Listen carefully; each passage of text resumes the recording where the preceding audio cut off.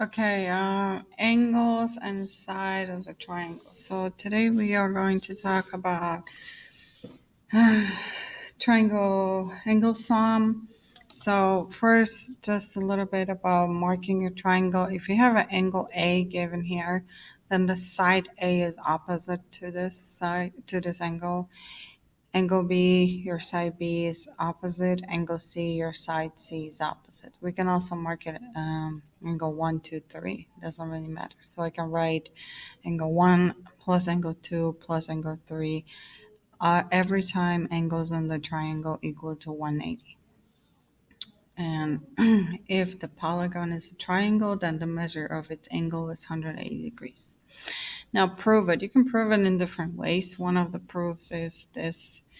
Um, when they use parallel lines and they put a triangle right between them.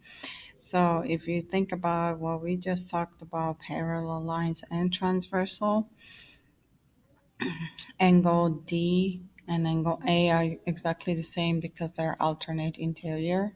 Angle C and angle angle E and angle C are also alternate interior.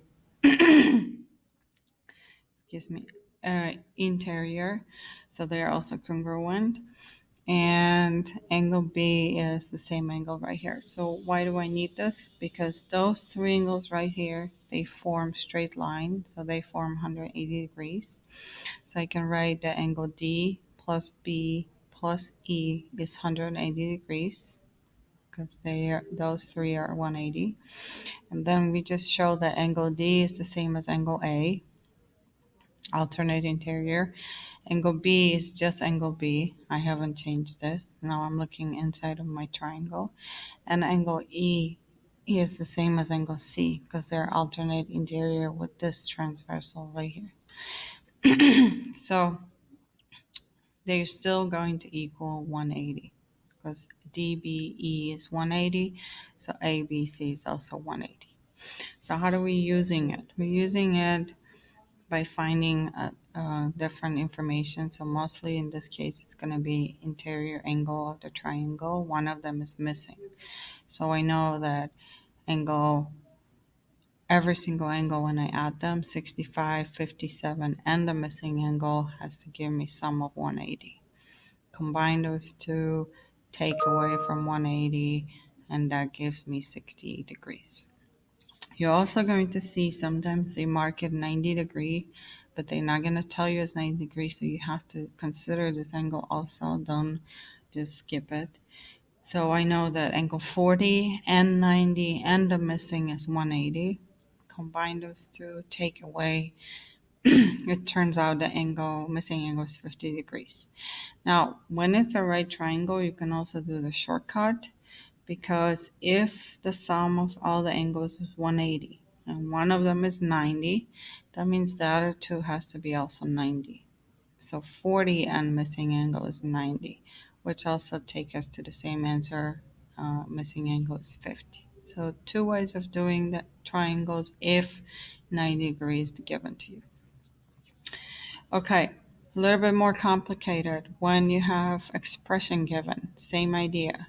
55, 47, and the third angle x plus 74. Together they give me 180. It looks like 4, but it's 1. So I combine what every number I have. I got 183, take away from both sides x is negative 3. That is okay because we're not looking for angle. The value of x is fine to be negative. This is a problem asking me to find a measure of angle A. So this is the angle I'm going to look for. Before I can find a measure, I need to find an x.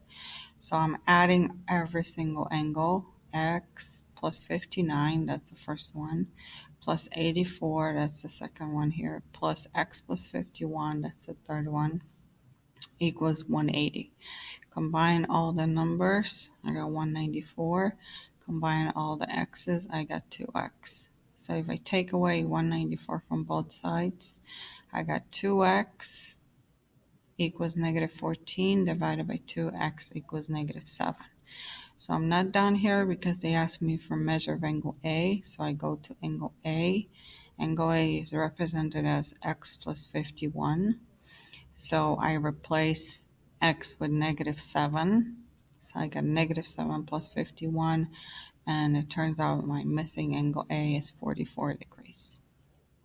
So that is it for triangle angle sum.